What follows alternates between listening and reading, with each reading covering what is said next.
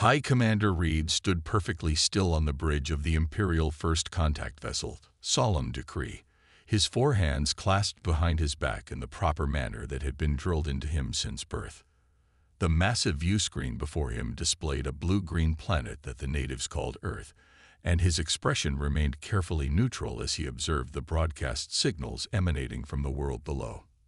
"Commander," his information officer spoke with appropriate solemnity, "I have compiled the preliminary analysis of their communication channels." The officer's gray skin had taken on a slightly purple tinge, indicating confusion. "But I must admit, sir, I am uncertain about some of the content." Reed turned with deliberate slowness, as was proper for a being of his rank. "Explain," he commanded. The officer pulled up a series of screens. On one, there was what appeared to be a serious diplomatic broadcast about international relations. On another, a small furry creature was knocking objects off a raised surface while text at the bottom read, "I fits, I sits." The third showed humans in formal attire discussing complex mathematical theories, while a fourth displayed humans deliberately falling over with text proclaiming Epic Fail Compilation number 247. "Sir," the officer continued, "we have detected no signs of multiple species governance or slavery. These all appear to be voluntary broadcasts from the same species." Reed blinked his third eye, a rare show of surprise. "The same species that appears to be reaching for the stars is also—" He paused, watching as a human on one screen put bread around their pet's face and called it the best thing since sliced dog. "Precisely, sir. Furthermore, their global information network contains millions of these memes, as they call them. They appear to be some form of communication, but they deliberately alter serious images to make them." The officer struggled with the concept, "not serious." Reed straightened his ceremonial collar. In 3,000 years of first contact missions, he had never encountered anything like this. The Empire had contacted worlds of warriors, of philosophers, of traders, and even of hive minds. But this was unprecedented. A junior officer rushed onto the bridge, remembering at the last moment to slow to a properly dignified pace. "Sir, we've intercepted what appears to be an entertainment broadcast about first contact scenarios." Reed allowed the broadcast to play. The humans had created something they called a movie about aliens arriving on Earth. But instead of treating the subject with the gravity it deserved, they had the aliens demanding to be taken to something called McDonald's and learning to dance. The humans in the recording were laughing. "They make light of even this?" Reed asked, his formal training barely containing his astonishment. "Do they not understand the significance of joining the galactic community?" The information officer pulled up more data. "Sir, they appear to understand completely. They have thousands of serious scientific discussions about space travel, advanced physics, and interstellar diplomacy. They just also have something called TikTok, where they perform silly dances while explaining these concepts." Reed felt a headache forming in all three of his brain lobes. The Empire had protocols for everything. There were proper forms of address, proper ways to stand, proper methods of showing submission to imperial authority. But there were no protocols for a species that might respond to the grandeur of the Empire with something called the dad joke. "Perhaps," he muttered mostly to himself, "they will show proper respect when faced with the actual majesty of the Empire." Just then, the ship's AI detected a new viral trend spreading across Earth's networks. Humans were already speculating about alien life, but instead of fear or awe, they were sharing images of their pets wearing tinfoil hats with captions like, "Ready to welcome our new overlords, and bet they'll still pet me." Reed straightened his back even more, if that was possible. "Prepare the imperial announcement of existence," he commanded. "We shall show them the proper way to become part of the galaxy." He ignored the small voice in his head that wondered if anything in his 1,000 years of training had prepared him for a species that responded to the unknown with laughter. The solemn decree moved into position, its massive form now visible to Earth's telescopes. Reed imagined the panic and reverence that must be spreading across the planet. Instead, Earth's networks lit up with a new trending topic: big space triangle energy. Reed didn't know what that meant, but he had a feeling he wasn't going to like it. The Imperial announcement was perfect in every way. High Commander Reed had spent 6 hours ensuring his ceremonial cape draped at exactly the right angle. The lighting had been calibrated to highlight his distinguished head ridges. The background music, composed by the Empire's finest musicians, struck just the right balance between awe-inspiring and threatening. As the broadcast began, Reed stood before the camera with perfect posture. "People of Earth," he intoned, his translator converting his words into all Earth languages simultaneously. "Your planet has been deemed worthy of acknowledgement by the Grand Imperial Galaxy Federation." He paused for exactly 3 seconds as protocol demanded. "We have watched your development with great interest. You will now have the honor of becoming the newest members of our ancient and powerful empire."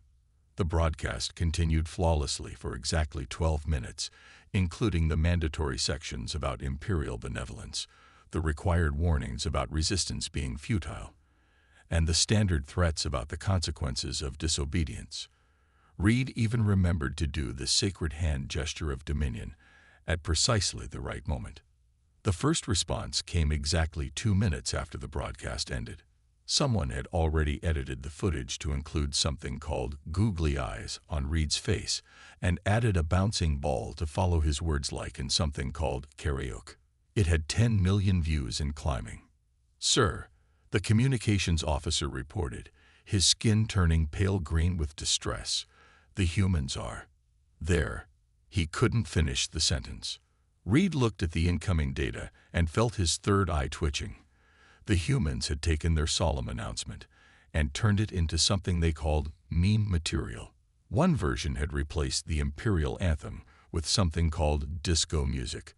Another had edited Reed's voice to make it higher pitched and added small dancing creatures to the corner of the screen. "Get me the human leaders," Reed demanded. The screen split into several sections, showing various world governments. To his horror, even some of them were trying not to smile. "Most honored alien visitors," one world leader began, maintaining admirable composure. "We appreciate your—" She paused as someone off-screen showed her something on a phone, and her lip quivered slightly. "Your very impressive announcement. Why are your people not trembling in fear?" Reed demanded. "We are the Imperial Galaxy Federation. Our empire spans 3 galactic arms." "Yes, and we're very impressed," another leader added quickly. "It's just that. Well, someone pointed out that your ship looks exactly like a pizza slice, and now we can't unsee it." Reed's junior officer nervously approached with more reports. Humans were organizing something called Empire Watch Parties, where they gathered to create what they termed quality content from the announcement footage. Someone had already written a song called Space Drama that remixed Reed's speech. It was trending globally. "This is unprecedented," Reed muttered, watching as humans across the planet turned their most serious moment into entertainment.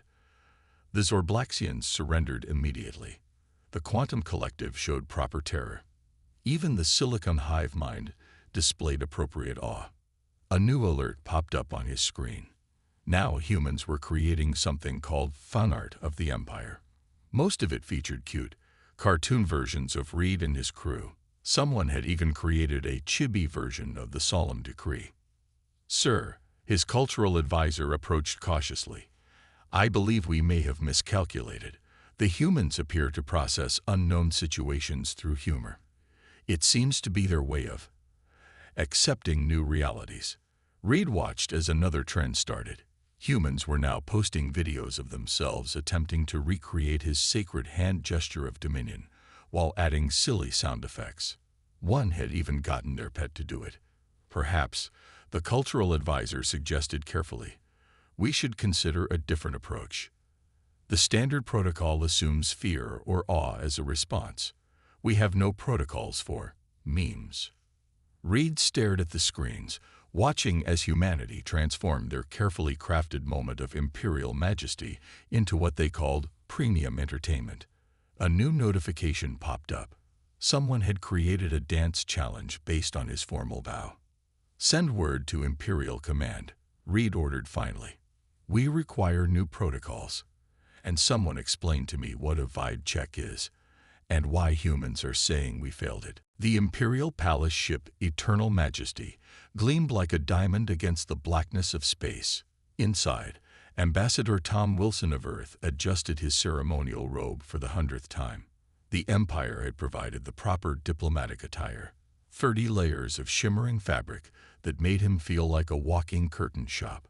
"Remember," his alien guide whispered, "you must take exactly 3 steps forward, bow at a 45-degree angle, and recite the 17 verses of submission before the Emperor."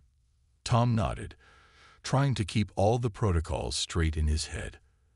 The massive doors to the Imperial throne room slowly opened, revealing a chamber so vast and sparkly it would make any Vegas casino jealous. 200 alien diplomats from across the galaxy stood in perfect rows, their postures screaming, "We've been standing like this for hours and our backs hurt." The Emperor sat on a floating throne that changed colors based on his mood. Currently, it glowed a formal purple. Tom began his careful walk forward, counting his steps. 1, 2. His robe caught on his shoe. Time seemed to slow down as Tom tried to recover his balance. The robe, apparently designed by someone who had never heard of practical movement, wrapped around his legs.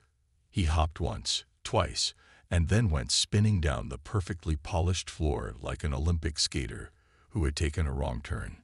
200 alien diplomats watched in horror as the human ambassador slid past them, coming to a stop right at the base of the Emperor's floating throne. The throne's color shifted rapidly between shocked white and scandalized red. Tom looked up from his position on the floor and said the first thing that came to his mind. "Well, that's one way to make an entrance. Anyone else feel overdressed?" "No, just me down here on the floor." "Okay." A sound broke the terrible silence. One of the junior alien diplomats had made a strange noise, something that had never been heard before in the Imperial throne room. They were trying not to laugh. The Emperor rose from his throne, his 7-foot frame towering over the fallen human. "You dare make light of the sacred approach," he boomed. "Not at all, Your Sparkly Majesty," Tom said, getting up and trying to straighten his now thoroughly tangled robe. "I was actually trying to be quite serious. But you have to admit, there's something funny about making someone wear a circus tent and then expecting them not to trip." Another alien diplomat made that strange noise again, then another. The Emperor's throne flashed through colors faster than a disco ball. "You find humor in your own failure?" the Emperor demanded, genuinely puzzled.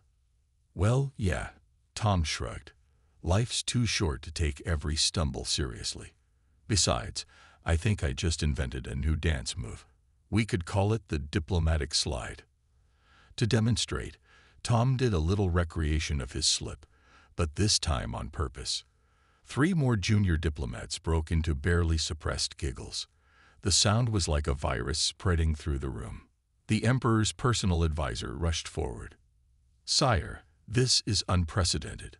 The human has violated 67 different protocols in the last 30 seconds alone." But the Emperor held up a hand for silence.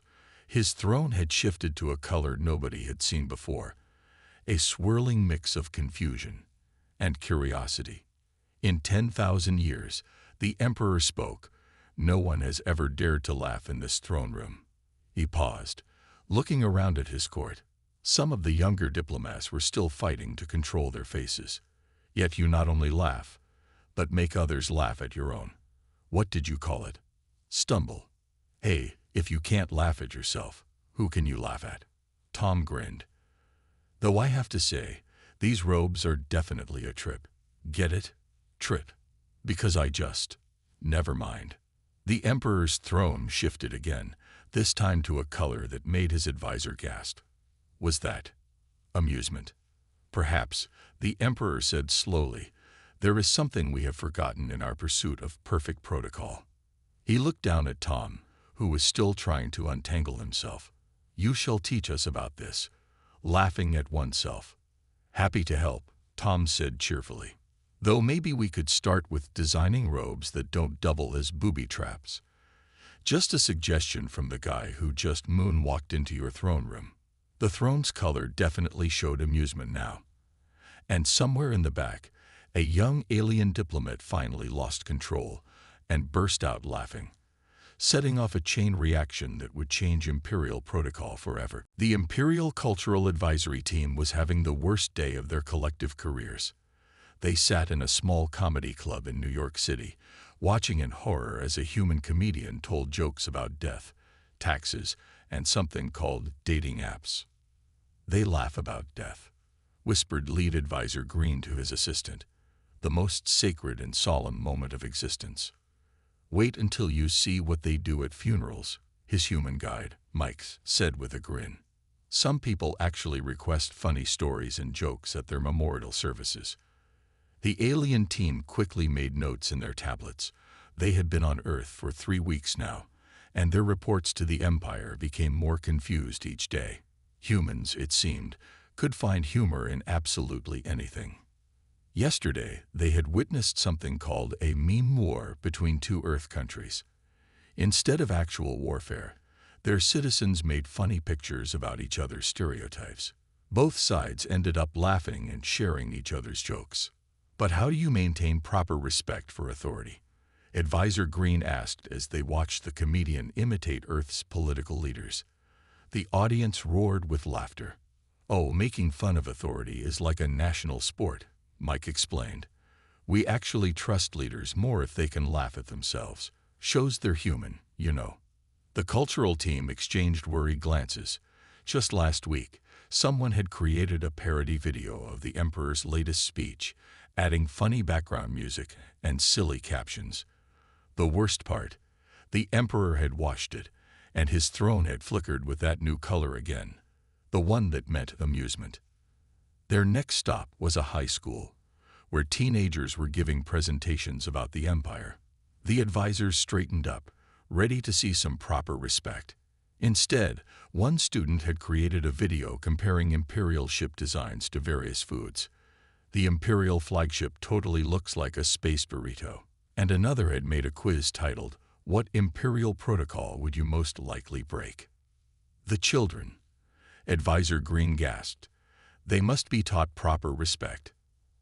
Actually, their human guide said, humor helps them remember things better. That kid with the ship food comparison. He got all the technical specifications perfectly right. Later that day, they visited a human workplace where employees were having something called a meeting.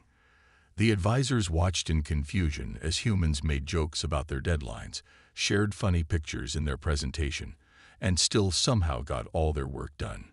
But when do you maintain proper formality? Advisor Green asked desperately. We can be formal, Mike assured him. We just don't see why we have to be formal all the time. Life's more fun when you can laugh about it. The final straw came during their visit to a human space training facility. Future astronauts were practicing for zero gravity by floating in water tanks. Someone had stuck googly eyes on their helmets. Even worse, the training instructors thought it was a great idea because it helped reduce stress during difficult exercises. That evening, as Advisor Green prepared his report to the Empire, he noticed his youngest team member watching human comedy videos on their tablet. They quickly tried to hide it, but not before Green caught them smiling. This is a disaster, Green muttered, looking at his notes. Humans use humor for everything. Education, diplomacy, conflict resolution, stress management, even medical treatment. They have something called laughter therapy in their hospitals. He was about to write a grave warning about the corrupting influence of human humor when he remembered something from that morning. During the comedy show, he had almost laughed at a joke about alien first contact protocols. The joke had been surprisingly accurate about the Empire's love of complicated ceremonies. Green looked at his report again. For the first time in his career, he hesitated over the formal phrasing.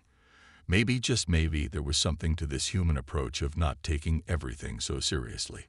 He added a small note at the bottom. Warning: human humor may be contagious. Further study recommended.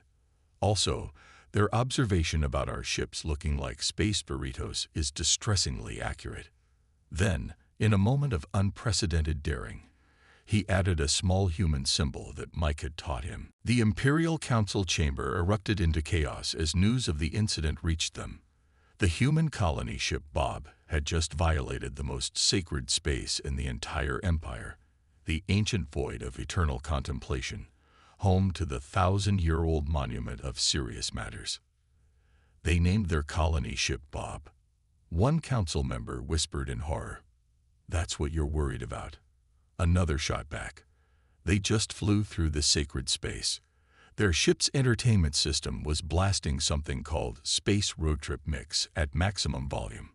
The Emperor's throne shifted through various shades of outrage as they watched the replay. The human ship had indeed wandered into the Forbidden Zone, its crew apparently following their navigation system's suggestion for a shortcut. "Summon the human representatives immediately," the Emperor commanded. The throne room fell silent as Captain Steve of the good ship Bob appeared on the main screen, looking surprisingly unconcerned. "Hey there, Your Imperial Shininess," Steve said cheerfully. "So, funny story." Silence. The Emperor boomed. "You have committed the greatest violation of Imperial space in recorded history. Your ship desecrated the sacred void with something called Don't Stop Believin' at full volume." "Yeah, about that." Steve scratched his head. "See, our nav system said it was the fastest route, and nobody saw any keep-out signs. Though I have to say, that big monument thing, super impressive. One of our crew members got some great photos for her space Instagram." The Imperial Council gasped collectively. Photos of the sacred monument on social media. "This is an outrage," the High Chancellor declared. "We demand immediate groveling, followed by centuries of apologies." "Oh, we're definitely sorry," Steve nodded. "In fact, we've already drafted an official apology. But while we're on the subject, we had some thoughts about your space traffic management system." The council watched in stunned silence as Steve pulled up a presentation titled Making Sacred Space More User-Friendly, a Human Perspective, complete with colorful graphs and clip art of smiling stars. "See, first problem, no warning signs. Like, at all. Second issue, your Forbidden Zone looks exactly like regular space. Maybe add some flashing lights. Oh, and our personal favorite suggestion. Instead of calling it the ancient void of eternal contemplation, how about something catchier? Like Super Serious Space Zone. Please, no party music." One of the younger council members quickly turned their laugh into a cough. The Emperor's throne flickered briefly with that increasingly common color of amusement before he forced it back to proper outrage. "You dare to make suggestions after this violation?" the Emperor demanded. "Well, yeah," Steve shrugged. "I mean, if we messed up, others probably will too. Why not fix the underlying issue? We even made some mock-up designs for warning buoys. Look, they have little grumpy faces on them." The human captain proceeded to show them designs for space markers that somehow managed to be both informative and amusing. One of them was shaped like a giant "no dancing" sign. "This is unprecedented," the High Chancellor muttered. "They're treating the most serious diplomatic crisis in Imperial history like it's a home improvement project." But several council members were now looking thoughtfully at the human designs. One of them even dared to speak up. "The warning buoys with faces would be more noticeable than our current invisible boundaries." And another added hesitantly, "Their suggestion about adding actual marker beacons instead of relying on 1,000-year-old maps does make some sense." The Emperor's throne had definitely shifted to that new color now. "Captain Steve," he said finally, "your suggestion about improving space lane markers will be considered, but there must still be consequences for this violation." "Oh, totally," Steve agreed. "How about this? We'll help you install the new warning system as community service. We can even add some of those old-timey Earth signs. Quiet, please. Serious space contemplation in progress. The Emperor's throne was now cycling through colors so quickly it looked like a disco ball. Finally, he spoke. Your punishment shall be to assist in modernizing all Imperial space markers. And, perhaps, we could discuss your ideas about making the Monument of Serious Matters more visitor-friendly. Great, Steve beamed. Just wait till you see our gift shop ideas. Everyone loves a good gift shop. The emergency council meeting was called at midnight Imperial Standard Time. High Commander Reed watched in growing alarm as reports flooded in from across the Empire. The humans hadn't invaded with weapons. They had invaded with something far more dangerous. Jokes. It's spreading everywhere, one counselor reported, his skin turning a worried shade of gray. Young Imperial citizens are watching something called comedy shows in secret. They're even trying to make their own jokes. The evidence was displayed on the main screen. A group of young aliens had created their own version of human memes, making fun of traditional Imperial ceremonies. One popular image showed the sacred ritual of supreme seriousness with the caption, "Me pretending to care about proper protocol." There's more, another counselor added. In the Imperial Academy, students are now adding something called funny captions to pictures of ancient Imperial monuments. Look at this one. They put sunglasses on the statue of eternal frowning. Reed watched as more reports came in. A group of junior diplomats had started a casual Friday tradition, wearing slightly less formal robes and occasionally smiling during meetings. Someone had even created an Imperial version of something humans called dad jokes. What has happened to our perfect order? The First Minister wailed. Yesterday, my own daughter asked why we need 17 different types of ceremonial bows. She said, and I quote, "One bow is enough. The rest is just showing off." The situation in the Imperial Navy was even worse.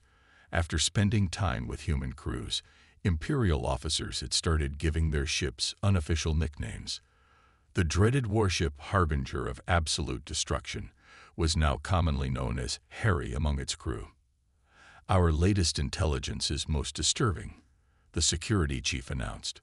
Young Imperial citizens are organizing something called laugh meetups, where they practice making jokes and acting casual. They're even teaching each other to do something called high fives. The council chamber erupted in gasps of horror.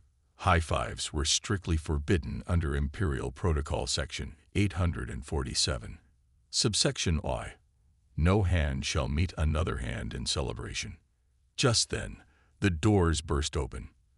A young aide rushed in, remembered proper protocol halfway through, and tried to switch to a formal walk. The result looked like a strange dance, causing several younger council members to quickly hide their smiles. Emergency report from the Imperial Culture Ministry. The aide announced.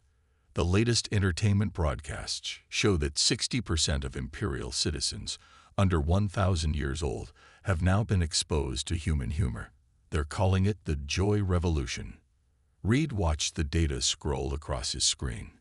Humor was spreading faster than any quarantine could contain. Young aliens were starting comedy clubs in their basements.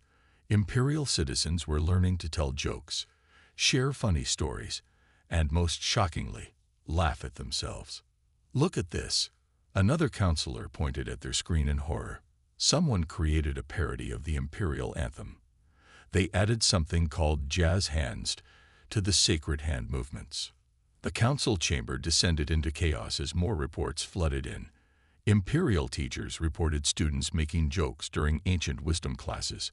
Restaurant owners told of young aliens requesting fun atmosphere instead of traditional silence.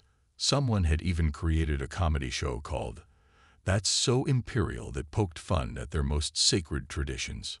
But the worst news, the information minister said gravely, is from the Imperial Palace itself. The Emperor was seen laughing.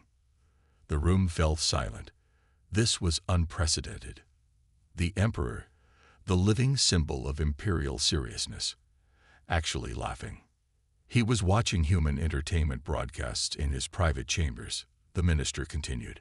His throne turned the color of amusement for a full 5 minutes, and later, during a formal ceremony, he actually made a joke about his own crown being too heavy.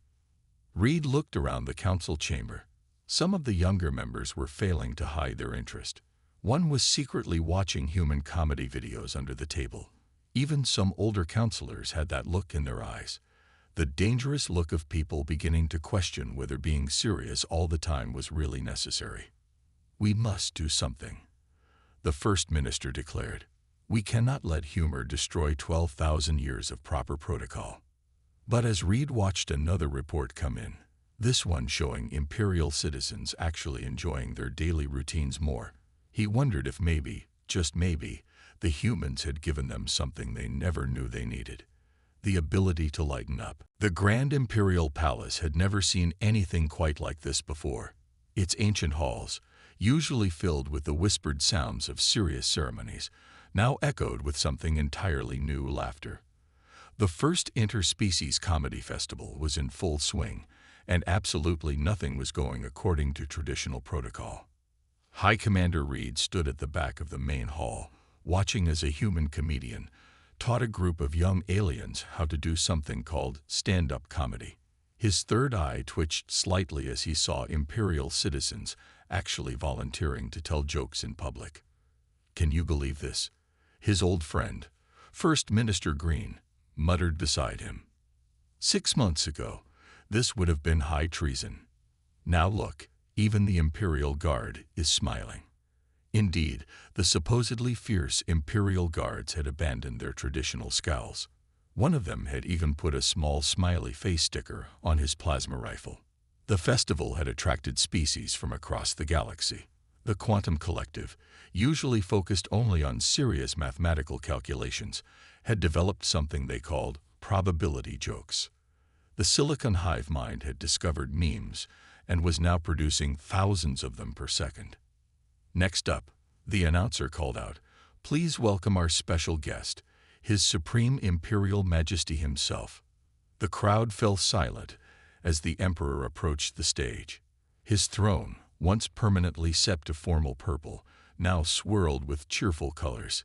He had even allowed his ceremonial robes to be slightly modified after multiple incidents of tripping during ceremonies. So, the Emperor began, his voice still properly majestic, but with a new hint of warmth. A human, a quantum being, and a silicon entity walk into a space bar. His delivery wasn't perfect. The timing was a bit off, and he stumbled slightly over the punchline. But when he finished, the laughter that filled the hall was genuine. Not because the joke was particularly good, but because the Emperor had tried it all. Reed watched as the Emperor's throne glowed with pride and amusement. 6 months ago, such a display would have been unthinkable. Now, it felt right. "You know," First Minister Green said thoughtfully, "my productivity has actually improved since I started taking humor breaks. Yesterday, I solved a diplomatic crisis by sharing funny cat videos with the arguing parties." Reed nodded. The changes across the Empire had been surprising.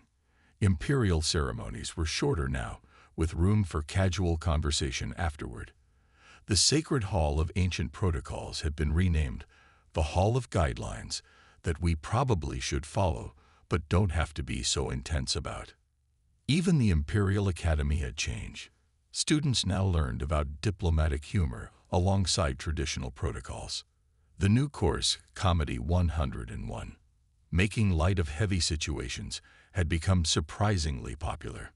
On stage, a young alien was now attempting to recreate classic Earth comedy sketches with Imperial themes. Why did the Imperial Guard cross the galaxy? Because his GPS took him through the sacred void again. The human ambassador, Tom Wilson, joined Reed and Green. "Not bad for 6 months of cultural exchange, huh?" He grinned. "Though I have to say, Imperial dad jokes are something else. They last for 3 hours and require formal documentation." Before Reed could respond with proper dignity, a small alert appeared on his communicator. The Empire's newest ship, officially named Vessel of Appropriate Seriousness, but nicknamed Bob Jr. by its crew, had just made first contact with a new species.